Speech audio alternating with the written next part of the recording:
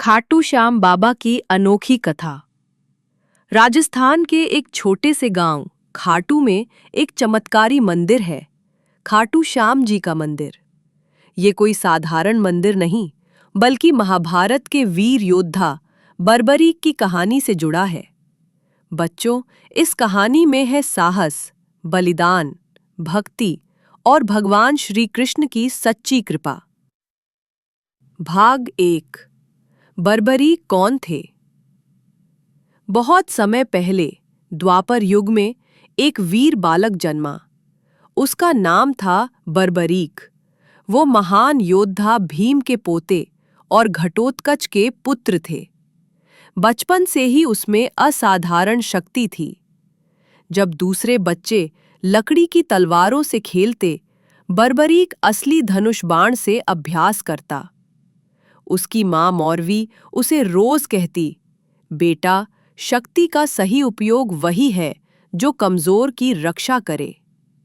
बर्बरीक ने सिर्फ 12 वर्ष की उम्र में 3 ऐसे अमोघ बाण प्राप्त किए जो किसी भी युद्ध का परिणाम पलट सकते थे। वो कहते थे, मेरे एक बाण से दुश्मन की पहचान हो जाती है, दूसरे से विनाश होता है और तीसरा वापस लौट आता है। महाभारत का युद्ध शुरू होने वाला था। कौरव और पांडव दोनों सेनाएं युद्ध की तैयारी कर रही थीं। तभी बर्बरीक ने मां से कहा, मां, मैं भी कुरुक्षेत्र जाऊंगा, पर मैं उसी का साथ दूंगा जो हार रहा हो। मां चौंक गई। बेटा, अगर तू हारने वाले का साथ देगा तो युद्ध कभी खत्म नहीं होगा। एक पक्ष जीतने लगेगा, तू दूसरे का साथ देगा, फिर? लेकिन बर्बरीक अपने न्याय के व्रत से पीछे नहीं हटा। जब श्री कृष्ण ने ये सुना तो वे साधारण ब्राह्मण के रूप में बर्बरीक से मिलने पहुंचे। वो बोले, बालक, तुम युद्ध देखने जा रहे हो या लड़ने? बर्बरीक ने गर्व से कहा, मैं युद्ध भी लड़ूंगा, लेकिन जो पक्ष हार रहा होगा उसी का साथ दूंगा। श्री कृष्ण मुस्कुराए, और अगर हर बार तू हारने वाले का साथ देगा तो अंत में कौन बचेगा? बर्बरीक कुछ देर चुप रहा। श्री कृष्ण ने फिर पूछा, अगर तुझसे कहा जाए कि ये युद्ध सिर्फ एक साक्षी को चाहिए, एक ऐसा जो सब कुछ देखे पर लड़े नहीं, तो क्या तू तैयार होगा? बर्बरीक झुक गया। हाँ प्रभु, अगर आप कहें तो मैं अपना शीश भी समर्पित कर सकता हूं। श्री कृष्ण ने अपना असली रूप दिखाया और बोले, हे वीर, तू तो सच्चा भक्त है।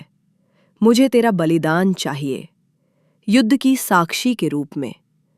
बर्बरीक ने बिना संकोच अपना शीश काटकर श्री कृष्ण को अर्पित कर दिया। श्री कृष्ण ने उसका शीश एक ऊंचे टीले पर स्थापित कर दिया, जिससे वो पूरे युद्ध को देख सके। 18 दिन तक चले महाभारत के युद्ध में बर्बरीक का शीश सब कुछ देखता रहा।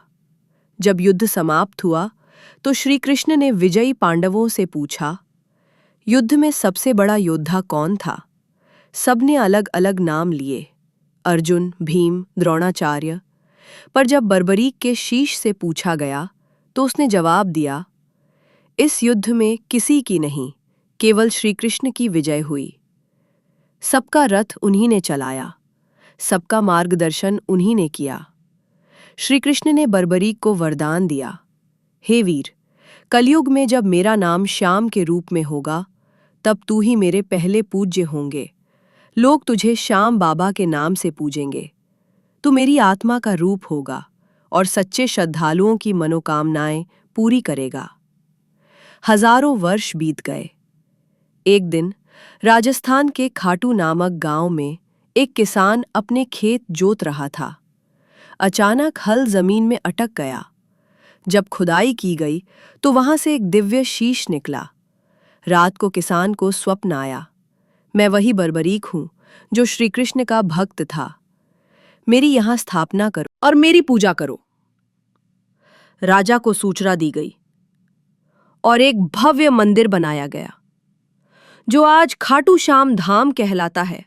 खाटू श्याम बाबा को घोड़े वाला बाबा, करे का कटता है और सच्चे दिल वालों के बाबा कहा जाता है। बच्चों, कहते हैं कोई बच्चा सच्चे मन से बाबा से कुछ मांगता है तो बाबा उसे घोड़े पर बैठकर दर्शन देने आते हैं। लोग कहते हैं कि उन्होंने रात में मंदिर में बाबा को स्वयं टहलते देखा। एक बार एक बच्चा खो गया, पर उसने बाबा से प्रार्थना की और अचानक एक घोड़े वाला बुजुर्ग उसे माँ बाप से मिला गया। शिक्षा। बच्चों, इस कहानी को याद रखना, क्योंकि भगवान सिर्फ मंदिर में नहीं, सच्चे मन और अच्छे कर्मों में बसते हैं।